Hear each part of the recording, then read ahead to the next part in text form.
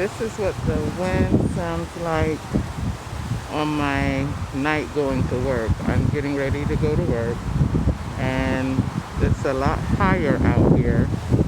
As you can see and hear, it's very, very windy.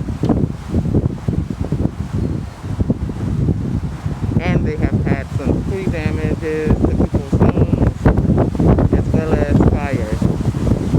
But this is what it sounds like. And this is what it looks like.